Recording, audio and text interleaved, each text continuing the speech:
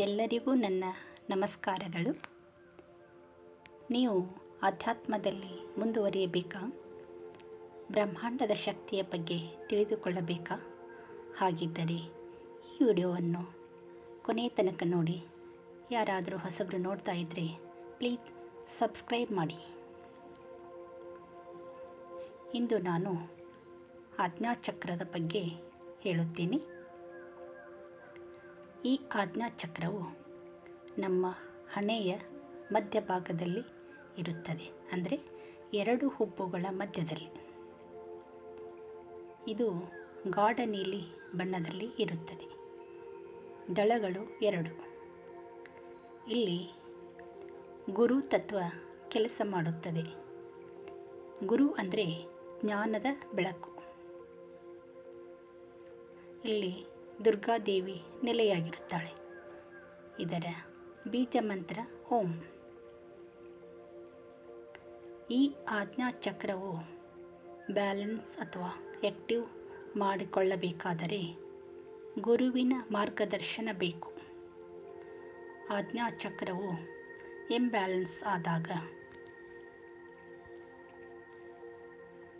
ಅಂದರೆ ಇಂಬ್ಯಾಲೆನ್ಸ್ ಇದ್ದ ವ್ಯಕ್ತಿ ಭಗವಂತನ ಮೇಲೆ ನಂಬಿಕೆ ಇರೋದಿಲ್ಲ, ಆಧ್ಯಾತ್ಮದ ಮೇಲೆ ರುಚಿ ಇರೋದಿಲ್ಲ, ಬೆಳಕಿನ ಭಯ, ಏಕಾಗ್ರತೆ ಕೊರತೆ, ಅರ್ಧ ತಲೆನೋವು ಕಾಡುತ್ತದೆ. ಇನ್ನು ಬ್ಯಾಲೆನ್ಸ್ ಇದ್ದವರ ಸ್ವಭಾವಗಳು.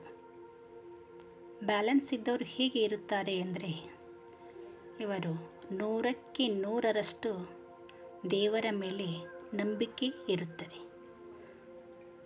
ಆಧ್ಯಾತ್ಮದ ಒಂದು ಪಾಯಿಂಟ್ ಕೇಳಿದರೂ ಸಹಿತ ಸೈಲೆಂಟ್ ಮೋಡಿಗೆ ಬರುತ್ತಾರೆ. ಗುರುತತ್ವದ ಜೋಡಣೆಯಾಗಿರುತ್ತದೆ. ಏಕಾಗ್ರತೆ ಜಾಸ್ತಿ ಇರುತ್ತದೆ. ಇವರು ಕನಿಷ್ಠ ಅಂದರೆ 30 ನಿಮಿಷದಿಂದ 1 ಗಂಟೆಯವರೆಗೂ ಮೆಡಿಟೇಷನ್ ಮಾಡಬಲ್ಲರು. ಆತ್ಮವಿಶ್ವಾಸ ಜಾಸ್ತಿ ಇರುತ್ತದೆ. ಆಜ್ಞಾಚಕ್ರ ಬ್ಯಾಲೆನ್ಸ್ ಇದ್ದ ವ್ಯಕ್ತಿ ಜಗತ್ತಿನ ಆಗುಹೋಗುಗಳ ಬಗ್ಗೆ ತಿಳಿದುಕೊಂಡಿರುತ್ತಾನೆ, ಆದರೆ ಅವನು ಯಾರಿಗೂ ಹೇಳುವಂತಿಲ್ಲ. ಮುನ್ನೆಚ್ಚರಿಕೆ ಮಾತ್ರ ನೀಡಬಲ್ಲನು, ಅಂದರೆ ಏನಾದರೂ ಒಂದು ಸುಳಿವು ನೀಡಬಹುದು. ಬ್ರಹ್ಮಾಂಡದಲ್ಲಿ ಏನು ನಡೆಯುತ್ತದೆ ಗೊತ್ತಾಗುತ್ತದೆ. ಮನುಷ್ಯನ ಆಸೆ ಆಕಾಂಕ್ಷೆಗಳು ಆಟೋಮೆಟಿಕ್ ಕಡಿಮೆಯಾಗುತ್ತವೆ. ಆಜ್ಞಾಚಕ್ರ ಬ್ಯಾಲೆನ್ಸ್ ಗುರುವಿನ ಮಾರ್ಗದರ್ಶನಲ್ಲಿ ಮಾಡಿಕೊಳ್ಳಬೇಕು. ಹಾಗೂ ಇದು ಬ್ರಾಹ್ಮಿ ಮುಹೂರ್ತದಲ್ಲಿ, ಅಂದರೆ ಬೆಳಗಿನ ಜಾವದಲ್ಲಿ ಓಂಕಾರ 108 ಸಲ ಹೇಳೋದ್ರಿಂದ ಬ್ಯಾಲೆನ್ಸ್ ಆಗುತ್ತದೆ. ಒಟ್ಟಾರೆ ಹೇಳಬೇಕೆಂದರೆ, ಒಬ್ಬ ಒಳ್ಳೆಯ ಗುರುವಿನ ಮಾರ್ಗದರ್ಶನದಲ್ಲಿ ಆಜ್ಞಾಚಕ್ರವು ಬ್ಯಾಲೆನ್ಸ್ ಮಾಡಿಕೊಳ್ಳಬೇಕು. ನೀವೆಲ್ಲರೂ ಆಧ್ಯಾತ್ಮದ ಕಡೆಗೆ ಒಂದು ಹೆಜ್ಜೆ ಹಾಕೋಣ. ಈ ವಿಡಿಯೋ ಇಷ್ಟವಾದರೆ ಒಂದು ಲೈಕ್ ಕೊಡಿ. ನಿಮ್ಮ ಅನಿಸಿಕೆಗಳನ್ನು ಕಮೆಂಟ್ ಬಾಕ್ಸಿನಲ್ಲಿ ತಿಳಿಸಿ. ಹೊಸಬರು ಯಾರಾದರೂ ವಿಡಿಯೋ ನೋಡ್ತಾ ಇದ್ದರೆ ಪ್ಲೀಸ್ ಸಬ್ಸ್ಕ್ರೈಬ್ ಮಾಡಿ ಮುಂದಿನ ವಿಡಿಯೋಗಾಗಿ.